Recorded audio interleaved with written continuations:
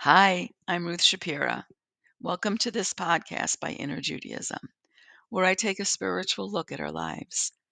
In this episode, we'll go back in time and journey to our biblical past in order to help us connect to a deeper part of ourselves.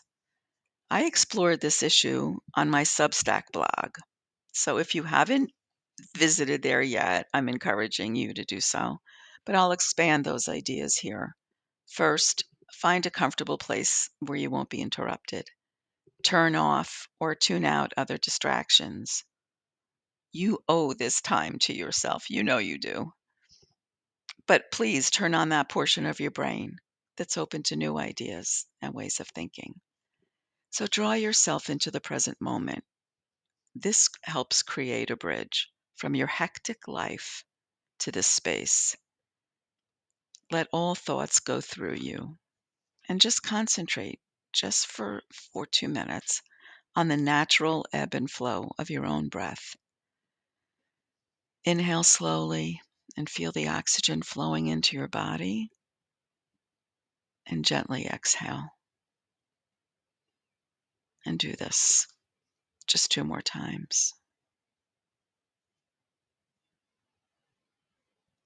When leaving Egypt, we're going to go back now, finding ourselves in the wilderness.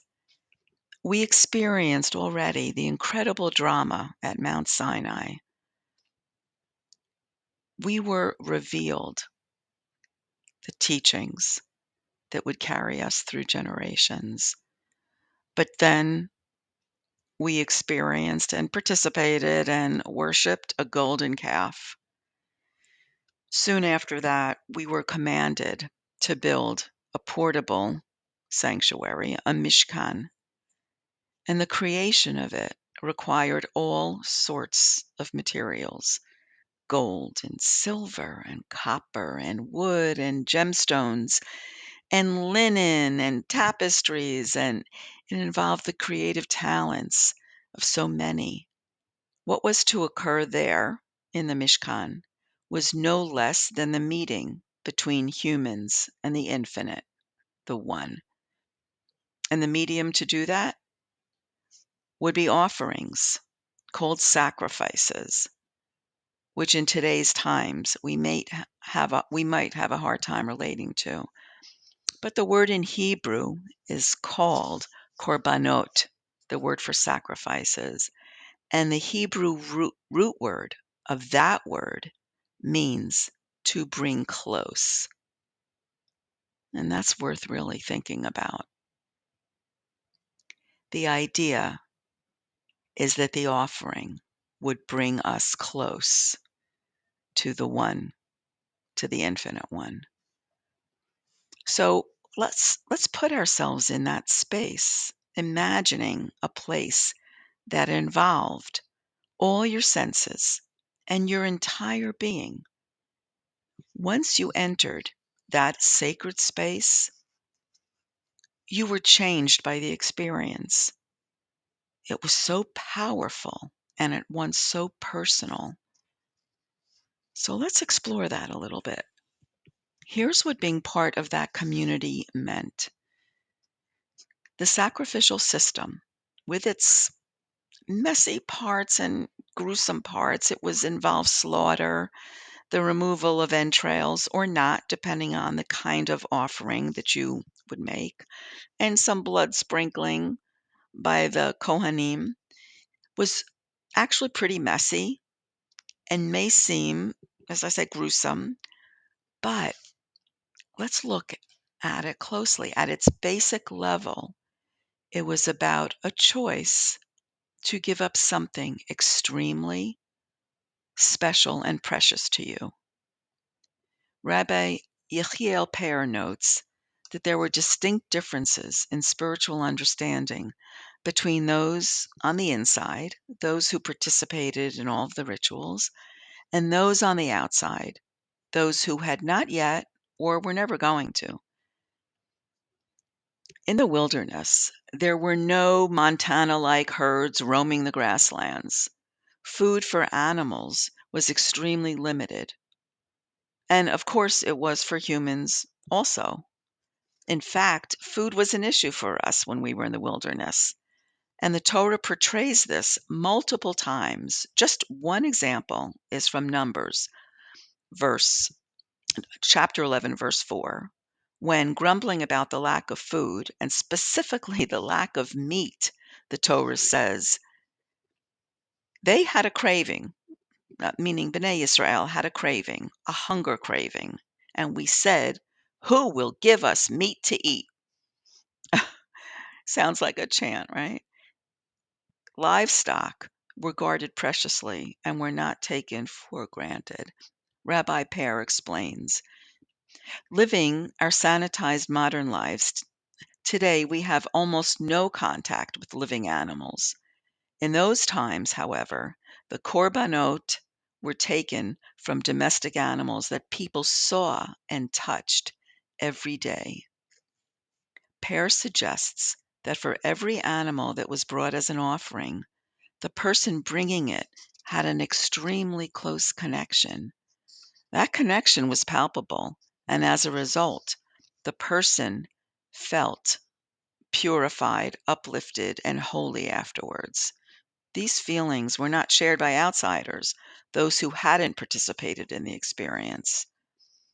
Is this something that we could even imagine? Are we all functioning as outsiders today? What would it mean for us to be on the inside? Perhaps it will help us to understand how much was at stake when bringing an animal offering to the Mishkan in the first place. Maybe you would bring an animal you cared for over a long period of time. Maybe some in the flock were actually like pets to you, and your children may have given them names. Each one had a distinct personality, and perhaps in knowing them and they you, the beloved animal even approached you when it saw you coming, maybe exhibiting immense joy at the prospect of being given a meal or receiving affection from you, a pat on the head or a stroke. Or barring that scenario, maybe you paid a premium price, who knows how much and what kind of payment, for an absolutely flawless specimen that you owned for a much shorter time. In any case, now it was time for you to bring one of the best of the lot, one that is perfect, without a mark or blemish, to the communal Mishkan as a sacrifice, as a korban. Your offering needs to be the most special pick of the flock. It will be judged by others, and it has to pass inspection, and you're nervous because you want it to pass inspection. And you yourself will lay your hand on its head before it is killed. But instead of feeling sad or angry about it, you're feeling lucky to be so privileged. Your offering was accepted, and you're grateful for all the material gifts that you've been given, represented by just this perfect one. You're incredibly happy at being able to express your appreciation in this way. Can we understand this? Can we comprehend this? What are we actually asked to give up in today's times when we substitute our prayers for our physical offerings? How can we experience some of that intense and primal emotion that was part of the Mishkan ritual? Now, we're only asked to give up our time, and some, myself included, resist even that. Because really, being at services just takes so long sometimes. Sitting or standing, or more likely, sitting, then standing, then sitting, then standing in a synagogue, trying to pray without making too much of a whispered sound, trying not to disturb others, yet being aware of the chit chat around me. Well, it's nearly impossible to reach a peak of emotion. But me, I yearn to feel that connection. This is our modern conundrum. We gave up the visceral for the intellectual. We no longer experienced the highest of heights. Instead, we have to figure out how to bring ourselves up from the depths. This is where we experience, in the depths, the immense pull of rationality, intellectualism, the propensity to acquire, and the need to feed our egos. Yet, we know that there's that still small voice that we experience in our very innermost of being. There's an unmistakable connection to something greater, more expansive, more sacred, that defies explanation. So we keep at it. We try different tools. We try meditation, maybe chanting, psilocybin events, visualization, sound baths, salt caves, and all manner of things to get us where we once were. We are trying, working very hard to get back to that place where the connection was so real, so palpable, so emotional. I think sometimes about Jacob's very modern vision, where Jacob awakes from his sleep when he dreams of a stairway to heaven and says, "Surely the one is present in this place, and I did not know it." He exulted in how awesome this world is. That is an emotional place. And this is what we're able to achieve. Being in Abraham Joshua Heschel's state of radical amazement. Heschel said that our goal should be to live life in radical amazement, to get up in the morning and look at the world in a way that takes nothing for granted. Everything is phenomenal. Everything is incredible. Never treat life casually. To be spiritual, he says, is to be amazed. This is how we need to live. It's a challenge. So we need to use whatever tools will work for us to get us to that place, the place of connection.